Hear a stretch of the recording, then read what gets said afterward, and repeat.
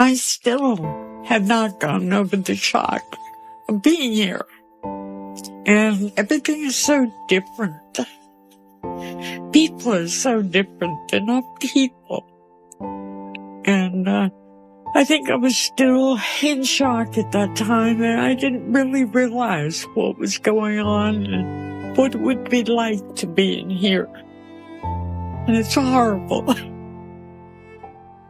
Really is. I don't laugh as freely. I don't live, really, is basically what it is. I try very hard to keep my spirits up, but there's sometimes that you just can't.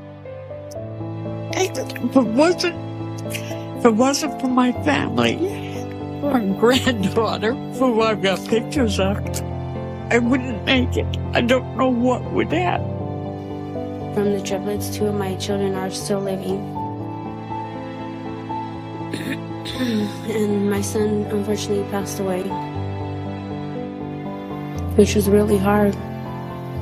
Because I couldn't be there for him like I should have been.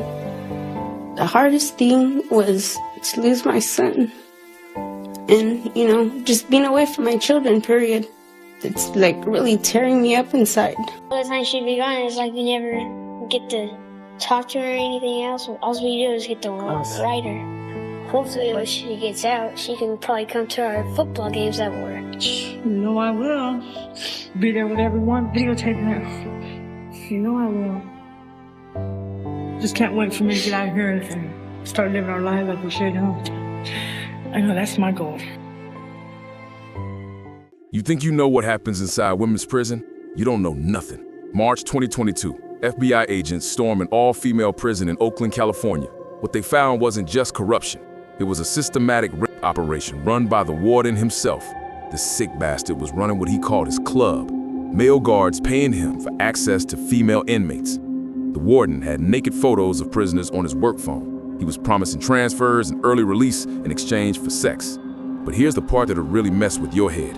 When these women complained, he'd strip away their belongings, transfer them to more dangerous facilities. And those half-eaten candy canes, he was shoving them inside these women as punishment. The warden got 70 months. The prison closed down, but 605 women got shipped off to other facilities where the same thing keeps happening. Listen to me. What happened in Oakland isn't some isolated incident. It's the blueprint for how female prisons operate across this country. Male guards trade basic necessities for sexual acts. I'm talking about food, hygiene products, visitation rights. Everything these women need to survive becomes a bargaining chip for abuse. Picture this. You're locked up and you haven't seen your kids in months. A guard tells you he can arrange extra visitation time. All you gotta do is let him watch you shower, comment on your body, maybe do a little more. What choice do you have? Complain to who? The warden, who's probably running the same operation? Hey everybody, just wanted to show y'all the new pictures we put on our wall of our family. Y'all see what's going on. And I got a new comforter, period. What? Fritz! Oh, this is good. Let me get your phone.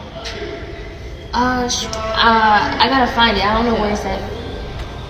I'm about to. I know, just give me 10 minutes. 10 minutes, I gotta call my mom. Where's your phone? 10 minutes, just let me say bye to my mom. All right, that's all you. That's why your phone ain't about to be charged. These guards exploit their authority by standing in dorm areas, watching women undress and bathe. They make comments about bodies like they're raiding livestock at a county fair. The psychology is simple. These women are completely powerless. One complaint from a guard can land you in solitary, get your commissary privileges revoked, lose phone calls to your family. Fear of retaliation keeps most women silent. The few who speak up get transferred to worse facilities or thrown in the hole for months. The system protects itself by destroying anyone who threatens it. And this corruption becomes institutionalized because nobody gives a damn about what happens to women behind bars. There's a lot of cheek busting going on up in the female prison. You know, you might work for the, what they call them? The warden? The warden. You know, work in the warden's office. They getting their tits. because these women, they know they're in prison, these dudes is not having no problems busting up in the women. They have no problems. They getting that. And they got about 500 of choices to choose from. And these females in there, you know, they altering their clothes. So they clothes, you come in as baggy, but when they get finished with it, you got a whole bodysuit on. Yeah, so you walking around, you can see it all. Now here's where it gets really dark. The medical neglect in women's prisons isn't just incompetence, it's deliberate cruelty designed to save money. Tiana Hill kept telling staff she was pregnant. She could feel her baby moving, but the staff insisted she wasn't pregnant and made fun of her for claiming she was. When she finally went into labor, they shackled her around her stomach, wrists, and feet during childbirth. After she gave birth, they wrapped her newborn in dirty sheets and left. She got taken to a hospital where she saw her son while handcuffed to a wheelchair. 5 days later, on Hill's birthday, they told her the baby had died. That's not medical neglect, that's torture. But the real monster in this story is Dr. Nazir. Nazir was previously suspended from practicing medicine in New York for his involvement in the deaths of 4 patients. His clinic got sued for $3.3 million. When New York suspended him for 3 years, he went bankrupt and moved to Georgia. Started living in a Holiday Inn hotel. When he applied to work for the Georgia Department of Corrections, they never checked his background. The prison hired him at $163,000 a year. And here's what this sick bastard did. He would falsely diagnose and improperly treat female prisoners to prevent them from seeking outside hospital care. This saved the prison money on medical expenses. The prison was so happy with the money he saved them, they gave him a pay raise to $175,000. Within 10 months, 9 female inmates died of complications, including cancer, infectious diseases, and heart issues. 9 women who could have lived if they'd received proper medical care. The doctor got fired, but never charged. He moved to New Jersey to try practicing medicine again. 9 women died, so a prison could save money and a disgraced doctor could rebuild his bank account. The system incentivizes cost saving over human life because these women don't matter to anyone on the outside. When you're locked up as a woman, pregnancy becomes a death sentence. Illness becomes a joke, and the people responsible for keeping you alive are the same ones betting on your death. And, you know, prison was prison. I was at Lowell, which is the largest women's prison in the country, at least state facilities and population-wise. And it is the most notorious for sex crimes against inmates from staff. So... This is in Florida? In Ocala? Yeah. We actually did a mini documentary with the Miami Herald. Her name was Julie Brown. She actually covered the Epstein case as well. There's like 13 of us that got together and did this thing, and then we sued like later after we were released and stuff. But you know, I did my whole time on that compound. I had a mix of jobs. I had some privileged jobs, like I was a library attendant, I was the VP orderly, and then I was the admin orderly. And I worked inside grounds, I worked the kitchen, I was a dorm worker. I literally did almost every job on that facility. I made some really good friends in there. I had a couple fights. I learned a lot about human nature and about mental health issues that I had not learned before because of the exposure. I also learned how poverty and segregation from a social and economic standpoint affects people and how they end up in there. What was rehabilitation like, and do you feel like the state provided you with enough rehabilitation that you needed? We didn't get any rehabilitation. Dude, you couldn't get pads in there. Like, you couldn't get... the first night, I puked all over my bunk because I woke up withdrawing, and they told me that they couldn't do anything for me. I couldn't get a new bedroll. Like, I didn't have a bra when I came in. Like, it was just ridiculous. And then what sucked was, after a while, I realized that in order to get anything done, you had to go various different connections. And you had to be pretty to really make anything happen on that compound through the staff, most of the staff, which is predominantly male. You have like 85-90% male officers around a bunch of women, you know? And the culture of that facility was just not. Like, in order to rehabilitate that facility, you'd have to shake it around, move every inmate and move every officer and bring them in from all over and totally restructure the way that they organize that. And if you think female prisons are safer than male facilities, you're wrong. Women's prisons have the same gangs as men's facilities. Bloods, Crips, MS-13, Latin Queens. These women don't play games when it comes to respect and territory. Meet Cheetah Cooper. Active blood member, serving 7 years. When her cellmate refused to share her food, Cooper didn't just argue about it. She beat the hell out of her cellmate and bit off the top portion of her ear. Picture that for a second. A human being so desperate for control that she literally chewed off another woman's ear over a meal. But Cooper wasn't done. Prison staff later caught her holding another female inmate at knife point, forcing the victim to call her mother and demand $10,000. The weapon? A sharpened toothbrush aimed at the woman's private area. This is the level of violence women inflict on each other when the system strips away every other form of power. Now here's where it gets really crazy. 25-year-old Selena Holmes was in a relationship with Arthur Carfield, who was serving 15 years for bank fraud. Both were members of a gang called Young and Paid. While Arthur was locked up, he pulled off one of the most audacious scams in prison history. He called Charles Schwab Bank from a cell phone inside his prison cell, pretending to be Sidney Kimmel, a billion-dollar movie producer. He convinced the bank to wire him $1 million.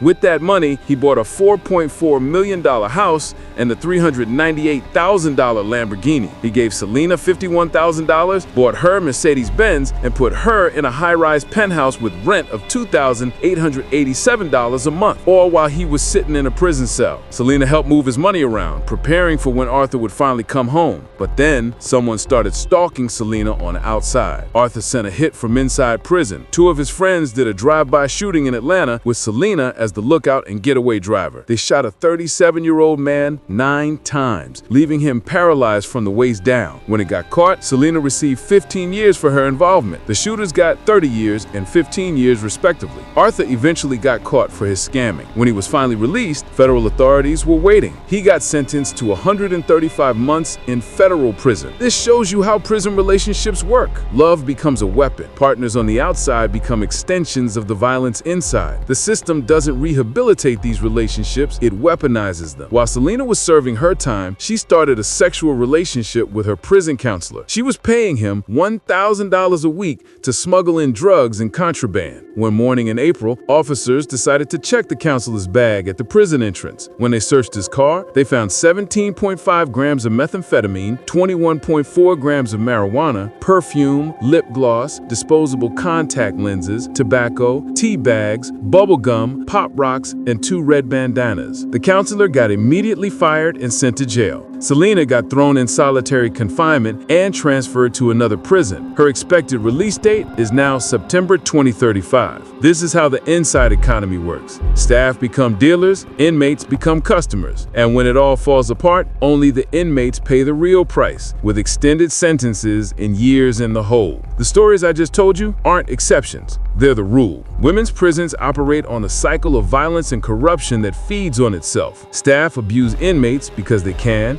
Inmates abuse each other because they have no other outlet for power. The system protects predators and punishes victims. These stories rarely surface because nobody wants to hear them. Society pretends women's prisons are gentler, safer places, but the reality is they're breeding grounds for the worst kinds of exploitation. The warden in Oakland got 70 months. Dr. Nazir never got charged. The counselor smuggling drugs will probably serve less time than the women he was exploiting. That's the real truth about women's prison relationships. They're built on desperation, maintained through violence, and destroyed by a system that profits from human suffering. Don't go to prison, period. End of story. Hit subscribe if you want more truth about what really happens behind bars. I just want to shout out for taking the time out and helping to put us through to the outside world. Shout out to all the subscribers who've taken the time out to review and follow, and make sure you guys continue to show our love and support. Women are having in the shower. In the last prison that I was at, which is McPherson Prison in southern Arkansas, it is actually a crime if you have or if you're caught having with another inmate. So if 2 inmates are in a relationship and they're having not like free will, you are property of the state. So Arkansas will actually write you up for misconduct, and if you get 3 misconduct misconducts, they will hit you with a free world charge, and you will have to register as a offender for having sex with your girlfriend in prison. There's a whole system to that. Like, usually if two women want to have sex with each other, you need a spotter because you're not supposed to be having sex in prison. And it's really like, it's one of those things where it either happens really, really early in the morning so that a lot of people aren't in the shower, or it happens like at the end. And the last prison that I was at, they actually locked the showers, so you couldn't just go in the shower whenever you wanted to. So they would open the showers at like 4 or 5 o'clock in the morning. Like, there's this whole like gate by the showers, and an officer would have to come in and unlock it and move the gate so that you can get in the shower. So I've definitely seen women having sex, and officers will walk by and kind of look under to make sure there's not 2 feet in one stall. So there are two kinds of people that shower really early in the mornings, and that is lifers or girlfriends, or like really old, like senior citizens. They'll shower in the mornings. Number one thing that happens in a woman's shower is girlfriend time. So you're welcome. I'm 33 years old. I am looking for friends, lovers, new people, sugar daddies possibly. I have about 7 months left, and looking to relocate. Hit me up on jpay.com, 96336. Yeah.